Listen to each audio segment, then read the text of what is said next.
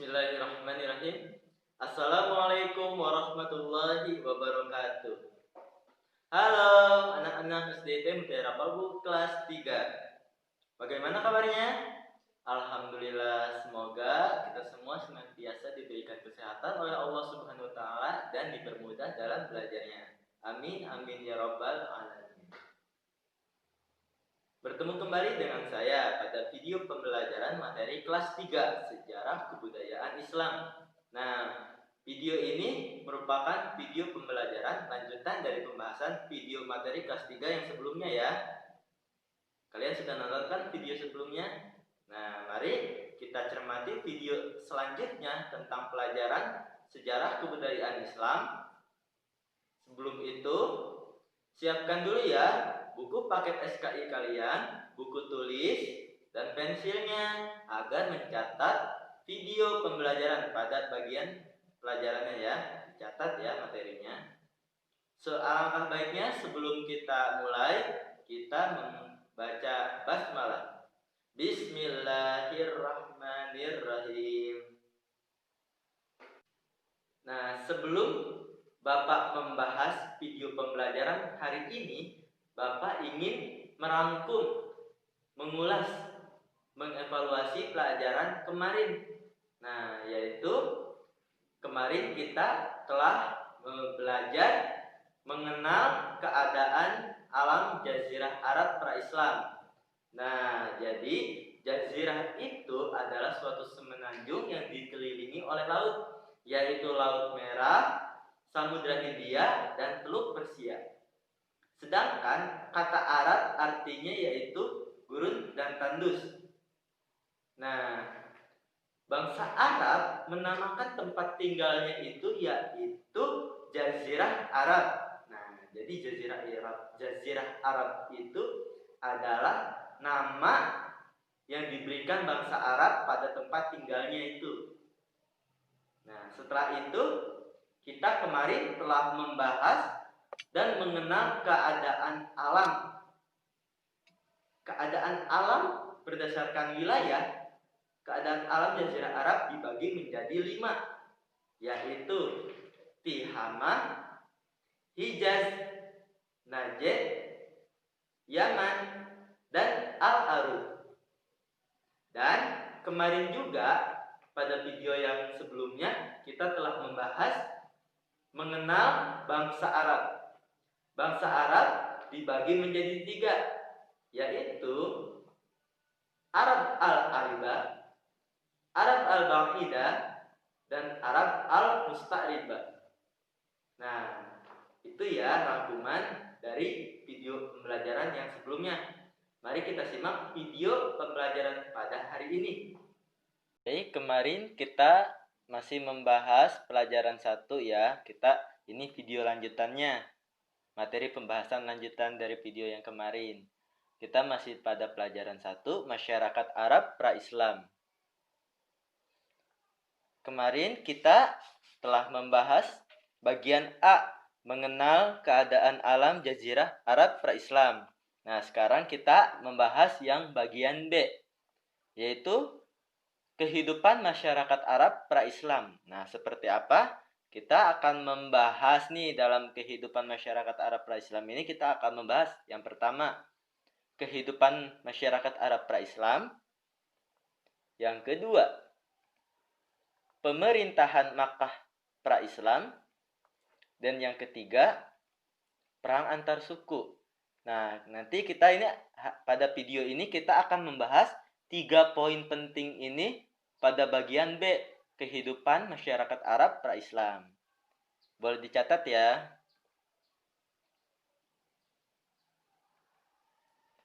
Seperti yang sudah kita tahu, bahwa kota Mekkah adalah salah satu kota yang berada di Jazirah Arab. Letaknya ataupun tempatnya yaitu ada di daerah Hijaz ya. Sudah kemarin telah kita bahas daerah Hijaz. Nah, jadi kota Mekkah ini adalah kota kecil yang penduduknya yang sedikit. Penduduk kota Mekkah ini sangat sedikit ya. Perlu kalian tahu bahwa kota Mekah didirikan oleh Nabi Ibrahim alaihissalam dan Nabi Ismail alaihissalam.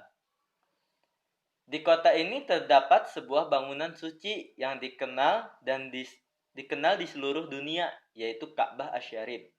Nah, kalian sudah tahu kan Ka'bah itu seperti apa? Di kota ini pula terdapat sumber mata air yang disebut sumur Zam-Zam. Nah, kemarin kita telah membahas bahwa di kota Mekah ini terdapat dua tempat suci, yaitu Ka'bah dan sumber Zam-Zam. Sudah tahu kan bahwa Ka'bah ini adalah peninggalan dari Nabi Ibrahim. Sedangkan sumber Zam-Zam ini adalah peninggalan dari Nabi Ismail.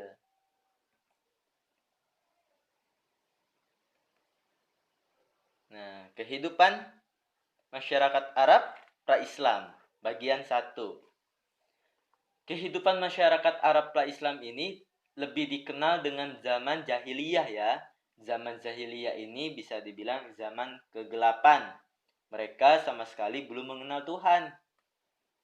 Nah, pada waktu itu kehidupan mereka ini kehidupan mereka sangat keras. Kemudian hidupnya pun bersuku-suku. Dan juga mereka itu suka berperang antar suku loh. Dan juga kehidupan masyarakat Arab pra-Islam ini tempat tinggalnya dibagi menjadi 2. Yaitu yang pertama di perkotaan, yang kedua di pedalaman. Nah, ini boleh dicatat ya. Nanti ini keluar di ulangan. Selain itu juga, tempat tinggal masyarakat Arab pra-Islam ini, yang tinggal di perkotaan, kehidupannya itu sudah menetap. Mereka tetap tinggal di kota ya, kehidupannya itu. Dan pekerjaan mereka yang tinggal di perkotaan adalah berdagang dan bertani. Boleh dicatat? Adapun orang-orang yang tinggal di pedalaman, mereka itu tinggal di padang pasir yang sangat luas dan gersang. Keadaan alamnya itu seperti Tihamah ya, sewilayah gurun yang sangat panas, berangin tenang, dan gersang sekali. Al-Arud juga seperti sama juga seperti Al-Arud, maksudnya, mohon maaf ya. Dan pekerjaan orang yang tinggal di pedalaman itu pekerjaannya adalah beternak.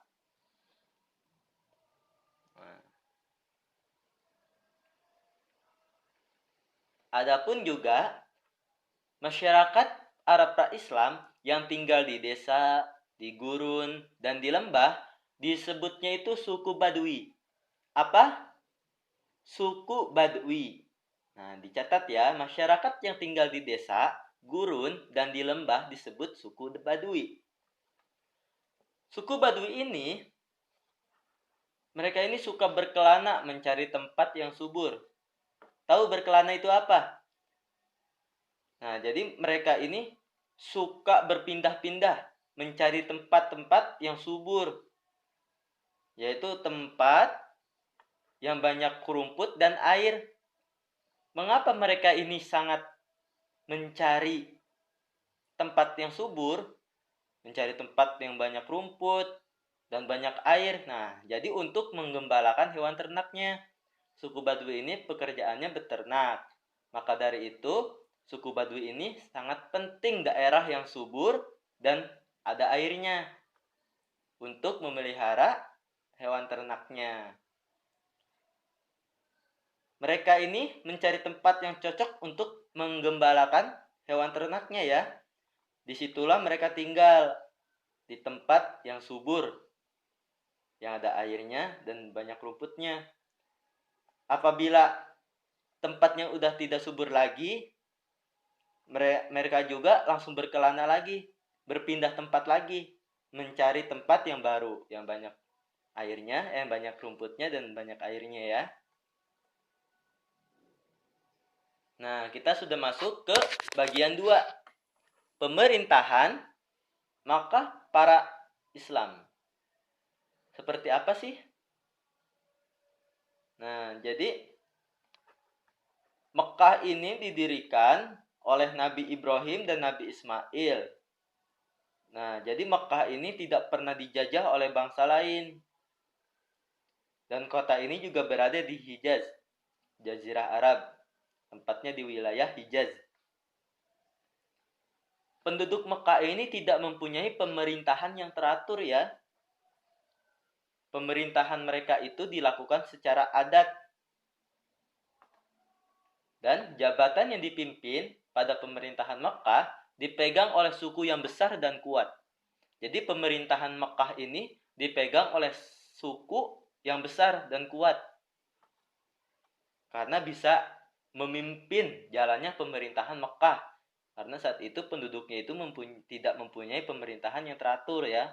Mereka itu pemerintahannya dilakukan secara adat istiadat. Nah, salah satu tugasnya adalah menjaga dan memelihara Baitullah, Ka'bah ya, sebagai rumah suci. Itu salah satu tugasnya, tugas pemerintahan Mekah. Menjaga dan memelihara Ka'bah.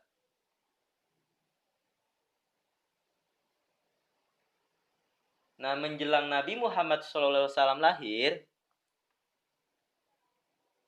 pemimpin kota Mekah adalah suku Quraisy. Oleh karena itu, yang berhak mengurus Ka'bah adalah keturunan suku Quraisy. Nah, yang dipercayai mengurus Ka'bah adalah Abdul Muttalib yang merupakan kakek dari Nabi Muhammad SAW. Nah, pernahkah kalian tahu bahwa mengurus Ka'bah itu adalah suatu kepercayaan yang terhormat dan sangat mulia ya?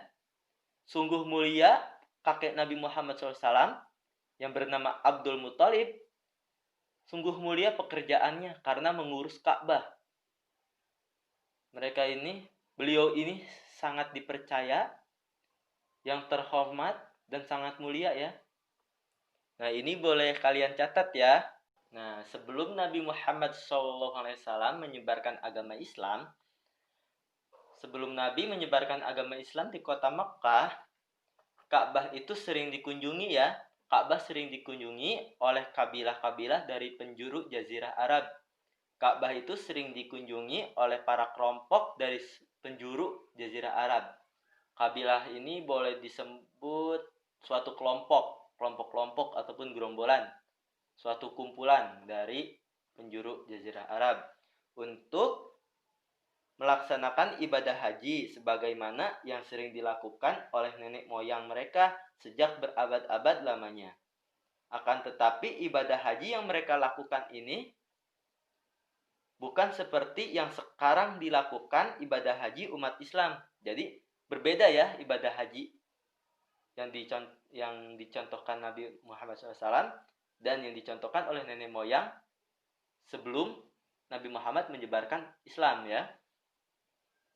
Nah, jadi Ka'bah itu sering dikunjungi, sering ditetangi, terutama datang pada bulan haji. Karena mereka itu sangat memuliakan bulan haji ya. Adapun tugas yang utama Abdul Muttalib yang menjadi kepercayaan mengurus Ka'bah adalah menerima tamu selama berada di Mekah. Ini dicatat ya, nanti ini ada jawaban dari soal yang akan Bapak kasih tugas nanti. Jadi tugas utama Abdul Muttalib ini, sang kakek Nabi Muhammad, adalah menerima tamu selama berada di Mekah. Tamu yang datang untuk melaksanakan ibadah haji di Ka'bah itu ya. Nah, Abdul Muttalib menugaskan para penduduk Mekah ini diperintah untuk mengisi penuh tempat air minum dengan air Zam-Zam. Ya, jadi air minum ini diisi penuh oleh penduduk Mekah untuk jamuan, untuk diberikan kepada tamu yang datang mengunjungi Ka'bah. Nah, itulah salah satu kemuliaan yang diberikan Allah Subhanahu wa taala kepada keluarga Rasulullah Shallallahu alaihi wasallam. Nah, kita sudah masuk ke bagian 3 nih, perang antar suku. Pada zaman jahiliyah itu, waktu itu masyarakat Arab pra-Islam, negeri Arab ini sering terjadi perang antar suku. Loh, kok bisa?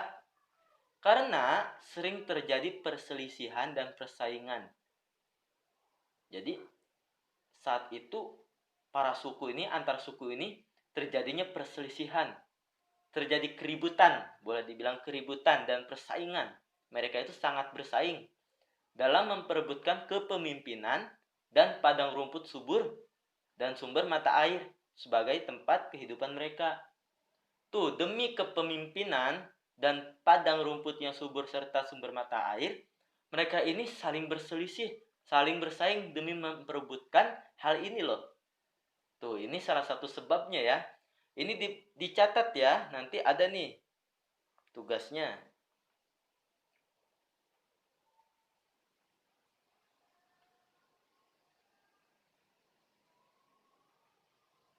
Adapun perang itu terkadang terjadi berkepanjangan. Dan itu disebut ataupun dikenal dengan sebutan Ayyamul Arab. Nah, boleh ditulis nih, penting. Dan juga ada loh perang antar suku yang paling terkenal. Nah, kita akan bahas nih perang antar suku yang paling terkenal.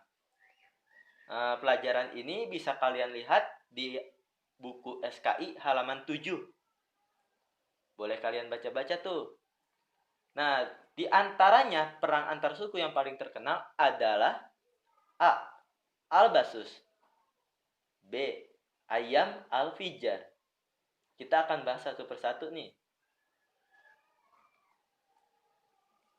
Nah, yang pertama yaitu Al-Basus.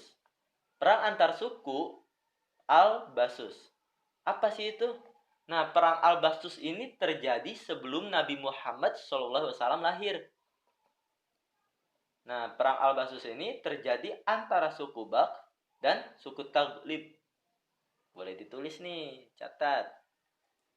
Dan perang ini terjadi berkepanjangan, terjadi lama sekali terjadinya. Perang ini terjadi selama kurang lebih 40 tahun. Ya Allah, perang ini terjadi kurang lebih 40 tahun. Lama sekali ya. Hampir setiap hari ini perang terus. Nah, itu perang Al-Basus. Yang kedua adalah Ayyam Al-Fijar. Ayyam Al-Fijar ini lebih dikenalnya dengan sebutan Perang Pizar. Nah, peperangan ini terjadi pada bulan-bulan suci antara kabilah-kabilah yang berada di tanah Hijaz. Nah, jadi terjadinya pada bulan-bulan suci tuh antara kabilah-kabilah yang berada di tanah Hijaz. Nah, perang Ayyam Al-Fijar ataupun perang Pizar ini terjadi selama 4 kali nih.